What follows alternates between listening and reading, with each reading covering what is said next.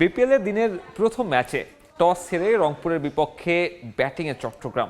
এই মুহূর্তে সিলেট আন্তর্জাতিক ক্রিকেট স্টেডিয়ামে আছেন সহকর্মী তারেক হাসান শিমুল। ম্যাচের সবশেষ খবর জানতে সরাসরি যুক্ত হচ্ছি তার সঙ্গে।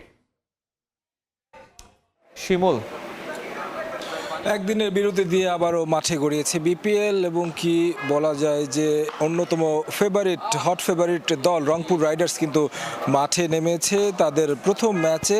প্রতিপক্ষ চট্টগ্রাম রয়্যালস এবং তারা কিন্তু টস জিতেছে এবং টস জিতে কিন্তু ফিল্ডিং করার সিদ্ধান্ত নিয়েছে। আজকের ওয়েদারটা একটু গ্লুমি ওয়েদার, ঠান্ডা বেশ রয়েছে, এখনও প্রায় 1টার বেশি বেজে গেছে, রোদের দেখা নেই। উইকেটটা কিছুটা স্লো হবে বা বিকেলের দিকে অর্থাৎ দ্বিতীয় উইকেটে যদি ব্যাট করতে যায় সেক্ষেত্রে আরও বেশি, বোলিং করতে যায় সেক্ষেত্রে আরও বেশি কঠিন হবে। সেই কারণেই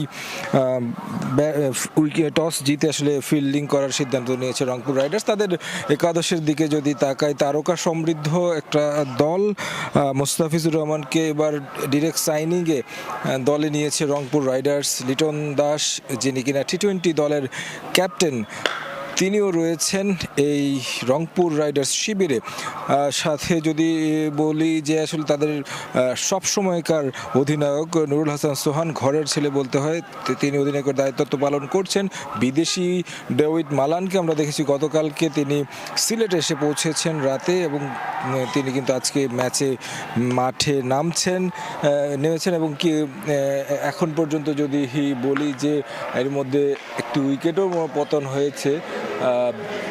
রংপুর রাইডার্স কিন্তু দারুণভাবে নিশ্চয়ই শুরু করেছে। পাশাপাশি যদি বলি যে বিকেলেও একটি ম্যাচ রয়েছে, রাজশাহীর ম্যাচ এবং নোয়াখালীর মধ্যকার, এবং তারা কিন্তু নোয়াখালী এখন পর্যন্ত জয়ের দেখা পায়নি। রাজশাহী একটি জিতেছে, ঢাকার সঙ্গে একটি হেরেছে। আগামীকালকে আরও দুটি ম্যাচ রয়েছে, সেক্ষেত্রে দ্বিতীয় ম্যাচে ঢাকা ক্যাপিটালস এবং রংপুর রাইডার্স মুখোমুখি হবে। বলা যায় যে এই আসরের অন্যতম হট ফেভারিট দুই দল। ঢাকা ক্যাপিটালস অনুশীলন করছে, আপনারা দেখছেন তাসকিন আহমেদ ঢাকা ক্যাপিটালসের ডিরেক্ট সাইনিং, এবং কি তিনি সম্প্রতি আইএলটি খেলে এসেছেন। প্রথম ম্যাচটা মিস করেছেন তার বাচ্চার অসুস্থতার কারণে। তিনি কিন্তু ঢাকা ক্যাপিটালস শিবিরে যোগ দিয়েছেন এবং কি পুরোদমে অনুশীলন করছেন। মোটামুটি বলা যায় যে ঢাকার বোলিং শক্তিটা আরও বেশি সমৃদ্ধ হয়েছে তাসকিনের যুক্ত হয় এবং তারা নিশ্চয়ই চাইবে জয়ের ধারাবাহিকতা ধরে রাখতে। তো সিলেট থেকে আমার কাছে এই ছিল সবশেষ খবর। সহকর্মী তারেক হাসান শিমুল যুক্ত হয়েছিলেন, জানাচ্ছিলেন বিপিএল এ সিলেটের সবশেষ পরিস্থিতি কেমন।